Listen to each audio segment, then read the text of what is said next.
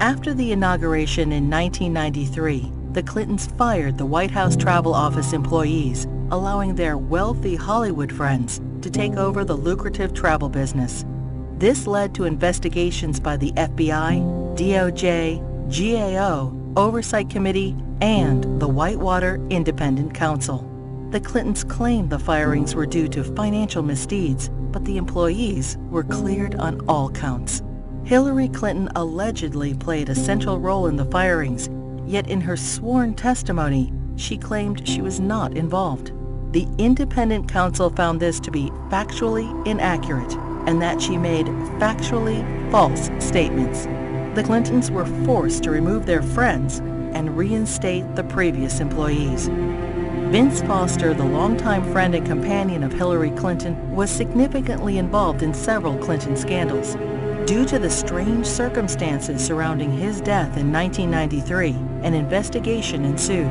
Before the police arrived, Clinton staffers illegally removed boxes of documents on Whitewater and presumably Travelgate and other sensitive issues. President Clinton put his wife in charge of the most expensive program in the country.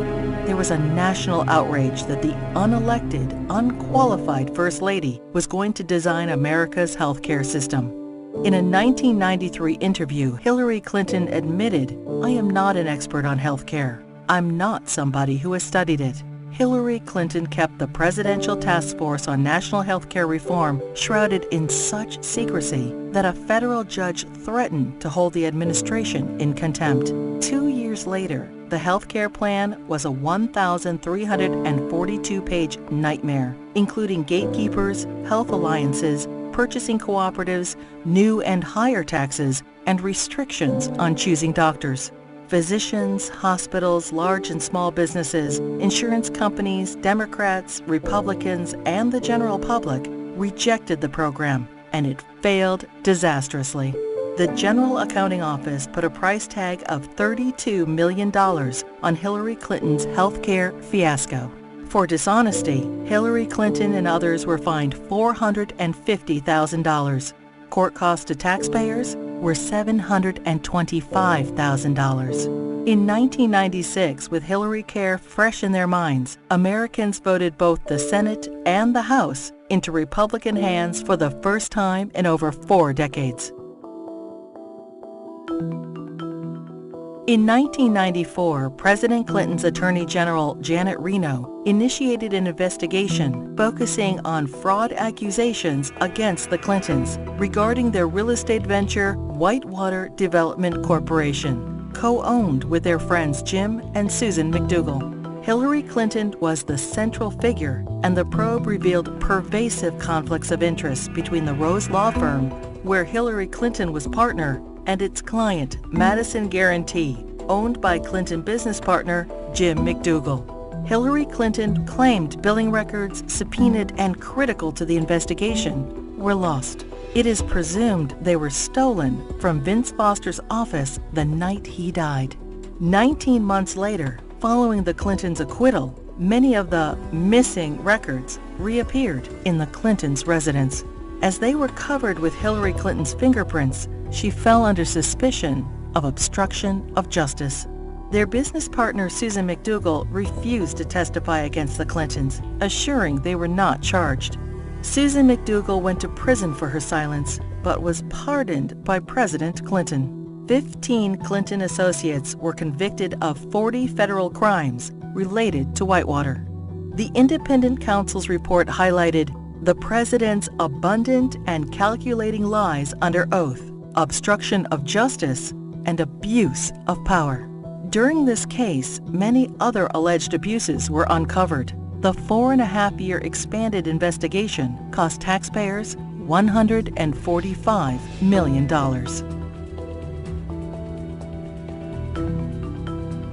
Hillary Clinton's trades in cattle futures raised suspicions of improprieties as her very first trade of $5,000 quickly turned into over $490,000. She refused to release her tax returns for the years in question. Hillary Clinton insisted that she made all the investment decisions herself, The investigation proved her trades were actually placed by her friend James Blair through the brokerage firm Refco. James Blair was outside counsel for Tyson Foods, the largest employer in Arkansas, which is state regulated. The perception was Mrs. Clinton received preferential treatment and incredible financial returns as a way to garner favor with her husband, then governor of Arkansas. Refco was investigated and paid the largest fines in the history of the exchange.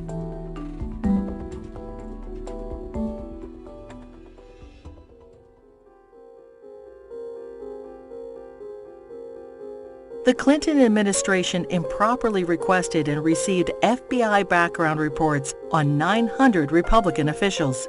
Hillary Clinton allegedly initiated the request to add data to her enemies list, leading to 3 separate investigations in 1996. In testimony, the White House Personnel Security Director refused to name Hillary Clinton as the source of the request, and he was forced to resign. Hillary Clinton claimed she was guiltless and was called a congenital liar in the New York Times. The fund was established so individuals or companies hoping to garner favor with the president could help pay the Clintons' endless legal bills. In 1996, the Justice Department investigated campaign fundraising abuses and cover-ups by the Clintons in connection with an effort by China to influence administration policies.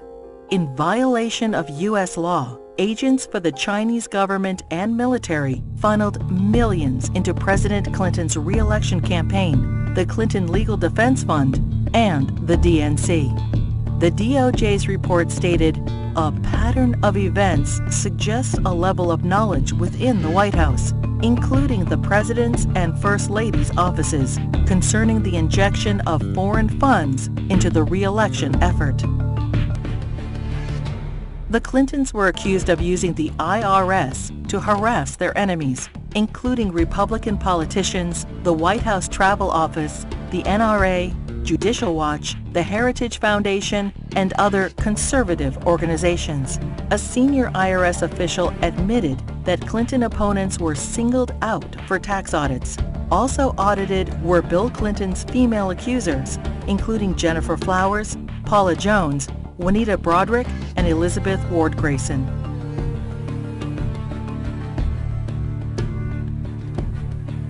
As he was leaving office in January 2001, President Clinton pardoned 450 people for crimes ranging from cocaine trafficking to kidnapping and terrorism. Several pardons personally benefited Hillary Clinton and were investigated for direct ties to her New York Senate bid. Mark Rich, a billionaire fugitive, owed the government over $160 million and was charged with tax evasion, wire fraud, racketeering, and trading with Iran. Rich's ex-wife Denise Rich, a close friend of the Clintons, donated over $600,000 to the Clinton Presidential Library just prior to the pardon. Mrs. Rich also gave $14,000 to the Clinton Legal Defense Fund and $135,000 to Hillary Clinton's Senate campaign. The new Square Four were elders of a Republican voting Hasidic community convicted of defrauding the government of millions of dollars. Candidate Clinton met with their Grand Rabbi. Hillary Clinton received their votes, and the new Square Four received their pardons. Hillary Clinton claimed, "I did not play any role whatsoever in the pardons." Hillary Clinton's brother, lawyer Hugh Rodham, charged high fees to use his family influence to obtain presidential pardons. Carlos Vignali, a Los Angeles drug lord, paid Rodham over $500,000, and his sentence for cocaine trafficking was commuted. Almond Braswell, a scam artist, paid Rodham over $250,000 and was pardoned for defrauding senior citizens of millions of dollars. Fighting for Puerto Rican independence, the FALN exploded 138 bombs in New York City, Chicago, and Puerto Rico. During a 10-year reign of terror, 13 innocent people were killed and over 80 were maimed. New York City Councilman Jose Rivera met with Hillary Clinton proposing pardons for FALN members in return for Puerto Rican support in her Senate race. 2 days later, President Clinton pardoned 16 FALN terrorists. These pardons were condemned by Democrats and Republicans, the House and Senate, the FBI, the U.S. Attorney, the Federal Bureau of Prisons, and the Fraternal Order of Police. Another probe into Clinton wrongdoing ensued. When Congress requested additional information, President Clinton claimed executive privilege, preventing anyone involved with the pardons from testifying. Hillary Clinton claimed no involvement in or prior knowledge of the decision. Former Democratic President Jimmy Carter called these shameless pardons disgraceful. The largest political fundraiser in U.S. history became the largest election fraud in history. In the year 2000, the fundraiser for Hillary Clinton's New York Senate race was attended by 1,300 people, including the Hollywood elite and the Democratic leadership. In violation of federal election statutes, an individual, Peter Paul, financed the entire event. Peter Paul was also a convicted cocaine trafficker. In violation, Hillary Clinton was involved with the solicitation of funds and the coordination of the gala. In violation, Hillary Clinton requested in writing an additional $150,000 from Peter Paul in untraceable securities. The Clinton campaign's filings with the Federal Elections Committee stated the event only cost $500,000. The actual price tag was $1.5 million. Senator Clinton was fined over $50,000 for purposely underreporting the cost of the event. In another campaign finance fraud, Hillary Clinton ignored FBI warnings and accepted over $900,000 from scam artist and felon Norman Sue. Hillary Clinton's Senate tenure was undistinguished. In 7 years, she introduced only 3 minor bills which became law, including the naming of a post office. She helped secure millions in federal assistance for a New York developer. Ethics questions arose when the businessman donated over $120,000 to the Clinton Foundation. Senator Clinton did not support English as the official language of the United States government, and she enthusiastically voted for the Iraq War resolution. Hillary Clinton ignored Senate rules and reporting requirements for the hiring of staff and non-paid fellows, breaking the Senate Code of Official Conduct and hiding multiple conflicts of interest. She was investigated by the Senate Select Committee on Ethics.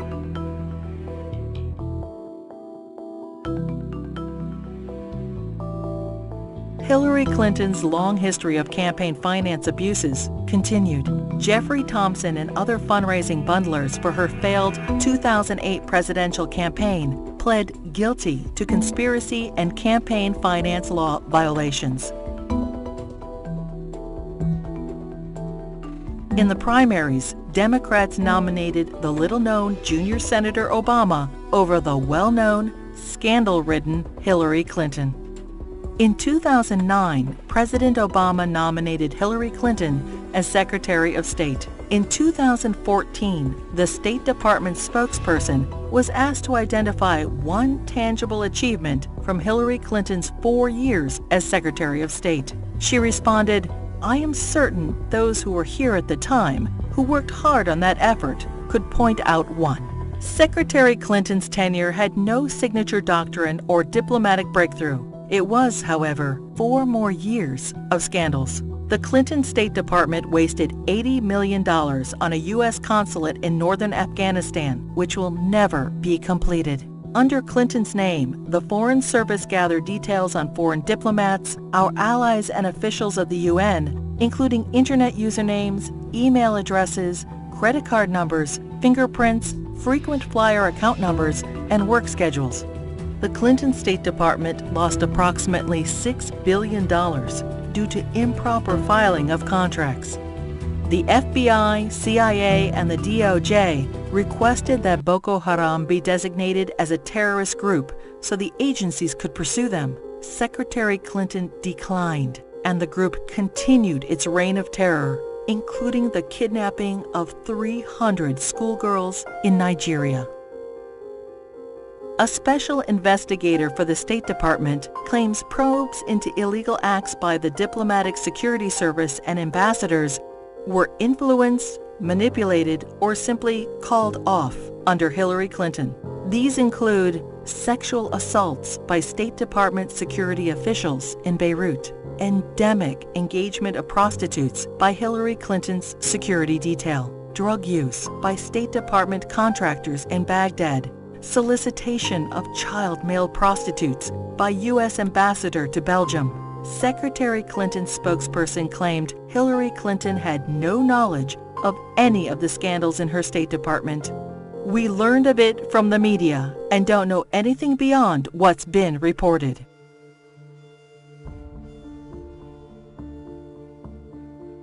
The United States mission in Benghazi, Libya, was attacked on September 11, 2012.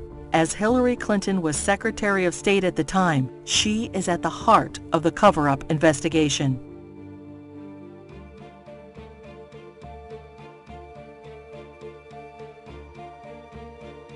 When she finally testified to Congress 4 months after the attack, she famously stated, "The fact is we had 4 dead Americans. Was it because of a protest? Or was it because guys out for a walk one night who decided they'd go kill some Americans? What difference at this point does it make?" Hillary Clinton testified that she submitted all documents requested by Congress.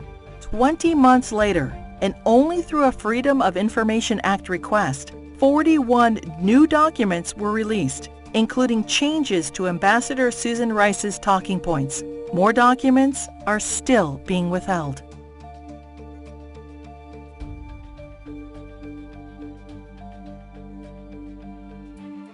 The Presidential Records Act allows restricted access to documents for 12 years after leaving office. Now, 14 years later, the Clintons are still withholding thousands of records from the public. Over 300 Freedom of Information Act requests have been ignored, suggesting more damaging revelations about the Clintons. It is difficult to separate the Clintons' personal and political financial ventures from those of the Clinton Foundation.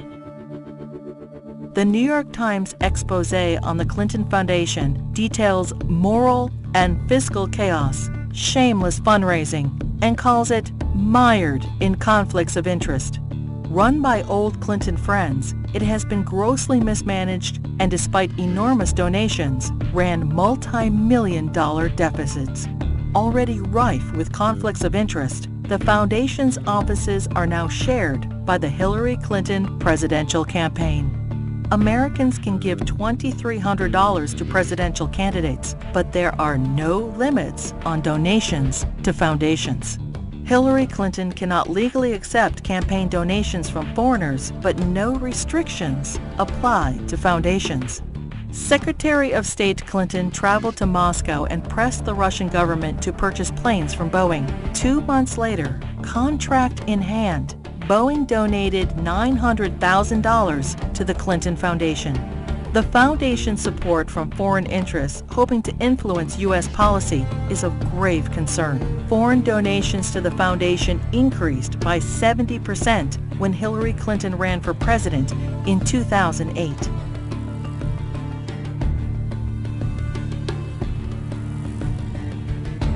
Saudi Arabia has financed terrorists, has an abysmal women's rights record, and punishes homosexuality by death. And yet, the Kingdom of Saudi Arabia is one of the largest supporters of the Clinton Foundation. In a Clinton co-presidency, every large donation could raise suspicions of improprieties or influence peddling and lead to non-stop investigations.